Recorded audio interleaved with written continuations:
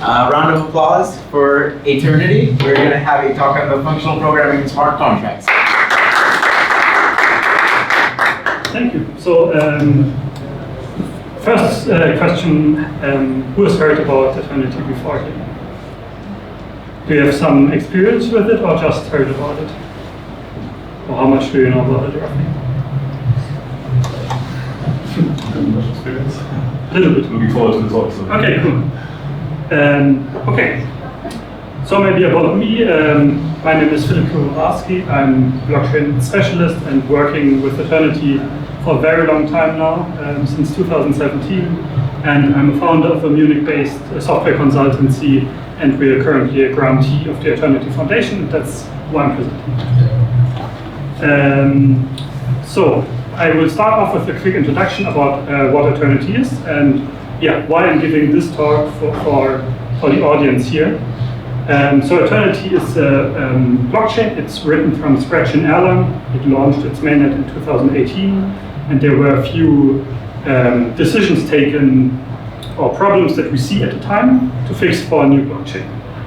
So it should be as scalable as possible, because back then layer 1s were the de facto standard. There was no layer 2 in 2017.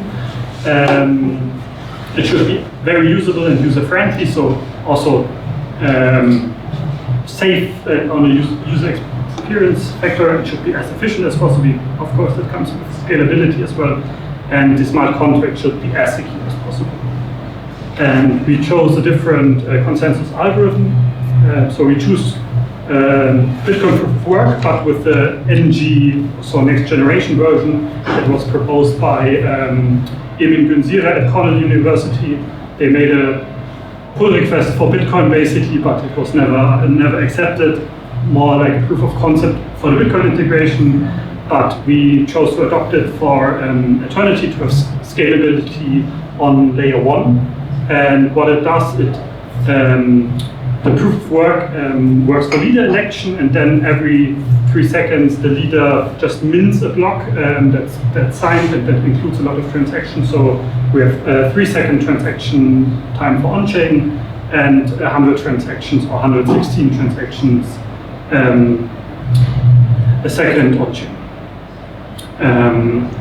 So it's a proof of work chain, and we are working right now on a consensus protocol switch to what we call hyperchains. It's basically a pegging algorithm to an existing bigger blockchain. So we want to peg to Bitcoin in the end. For base cryptography, Æternity uses ED 25549 with all of its benefits, Schnorr, threshold signatures. We implemented an example of the Frost protocol for native multisig, and also a lot of other crypto-native crypto primitives are available on Æternity for signing. So also all of the Ethereum and Bitcoin and other signing mechanisms can be used. On Æternity, there's a few native features. So there's a naming system, oracles, state channels, and generalized accounts. I will not go into them right now, but I think especially state channels and generalized accounts are also super impressive what we've done here. And why I'm holding this talk right now, and why I'm doing this kind of talk mostly for people that have more experience with Ethereum or other blockchains, is going into functional programming for smart contracts versus imperative or object oriented that you might know with Solidity or other languages. Because on Æternity we developed our own smart contract language, Æternity Sophia, which is a functional language. And I will show some examples later. First of all, for a new language, we need a new virtual machine. And at the time, EVM was the standard virtual machine out there for smart contracts. And it has some issues, and we think it still has some issues. So we made a new virtual machine, and we call it Fate. And Fate is a very high-level virtual machine, but still very focused on efficiency. So Fate itself, not the programming language, has functions, and those functions in the programming language can be payable itself, and they have type signatures. So type signatures down to the execution layer, and it's made of basic blocks those are similar to having a better control flow for functions and code. And I will speed over a few things, and if there's some questions afterwards, we can go in them, or I will be also around to answer them. One of the biggest features of Fate is that the data size is unspecified. So integers or strings can be as short or as long as you want them to be. On EVM, everything's 265-bit word size. So an integer, if you store a 1, you store a lot of zeros and then a 1. On Fate, you store not just a 1, but an RLP encoded version of that for efficiency. And with this, we see around a 9-time decrease of storage need. And state and how functions and variables work in the virtual machines is very native to make it as efficient as possible. So for example, on Solidity, so I compare now a Solidity smart contract to a Sophia smart contract, and then we see how it is affected in the compiled bytecode in the end. So we have this identity function here, which just basically you give it an X, it returns the same X. In Solidity, looks kind of nice, everybody knows it. And in Eternity Sophia, it looks like this, also very easy to understand. The EVM bytecode, if you compile it and look at the bytecode, it looks like this.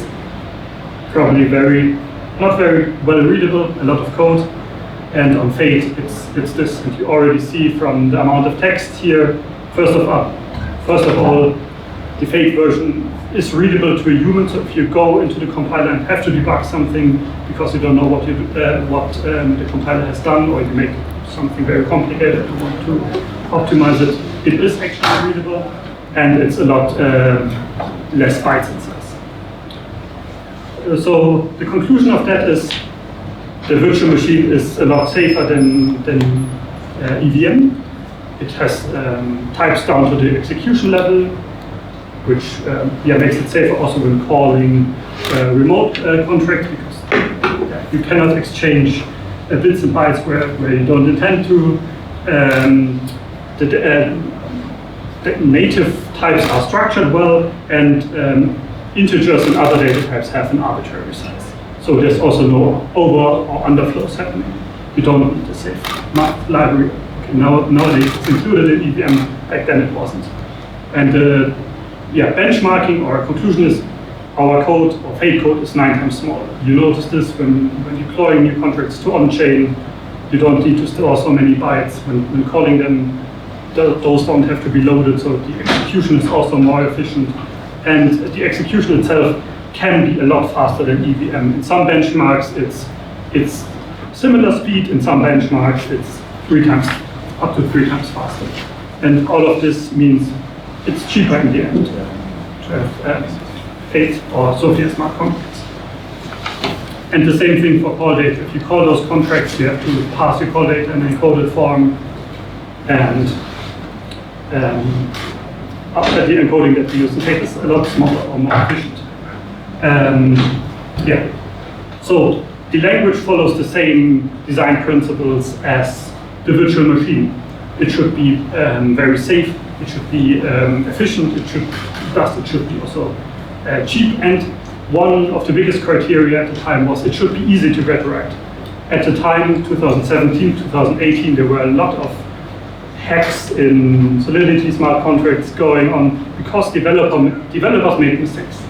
And they were not aware of some of the lower level things that happen. Okay, underflows, overflows, everybody knew them, but some other things that are nowadays not so important anymore. Back then was super important, and this is why we had a huge focus on this. So we developed Eternity Sophia, which is an ML family language, similar to maybe OCaml or ReasonML. Maybe some of you know it from your studies in computer science.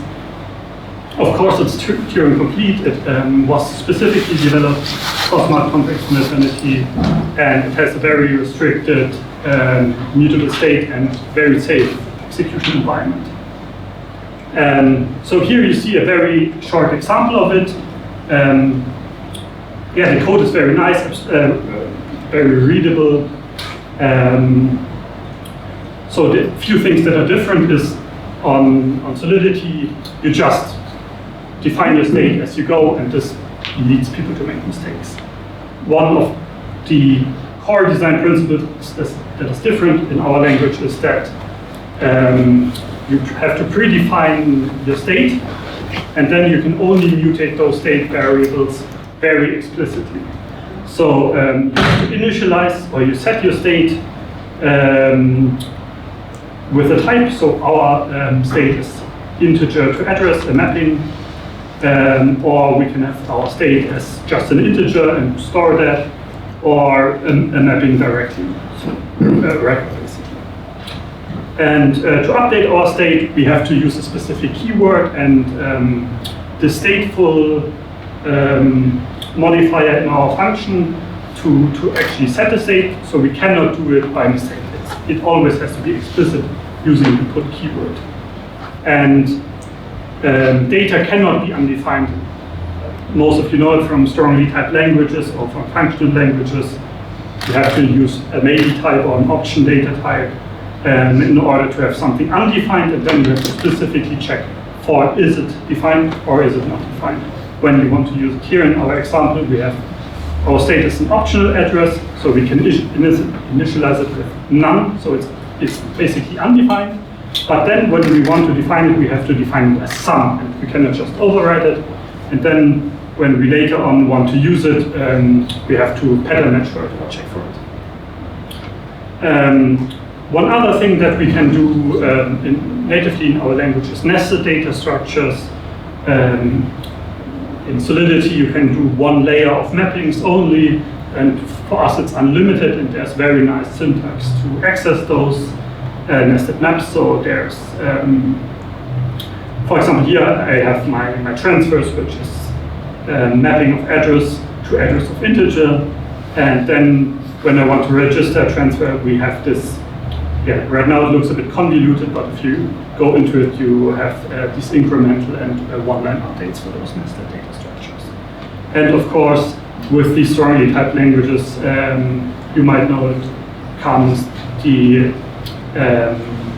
possibility to pattern match for your specific data types. There's a generic type system, algebraic data types, so for you to define your own data types in the end and use them with this. Of course, list comprehensions, maybe some know it from Python and other languages, and a very powerful standard library. Every blockchain nowadays has to be prepared for zero knowledge proof, so all the ZK primitives are available, and we have some great tooling for it on Eternity, also with Snark.js and pre-prepared Sophia verifier. Yeah, as I said, generalized accounts is a super cool feature. I don't have the time to go into them today. And there's a lot more things that are similar, or same things that we have in Eternity Sophia compared to Solidity. And there's minor limitations, but some of them are also for security. But I guess my time here is up now. So I think we will share the presentation later on. There's some references as well. And I was asked to tell you that there's also a MetaMask Snap now out for Eternity if you don't want to use a specific wallet for your Eternity usage. Yeah.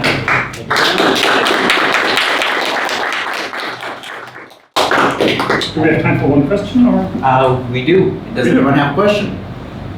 Yeah. Louis. To summarize, what would you say is like the number one advantage of Eternity over, I would say, more like traditional blockchains or more bigger blockchains like Ethereum maybe or Solana? Yeah. So I think right now it's the layer one efficiency. So for executing a lot of things right now on Eternity, it's very cheap.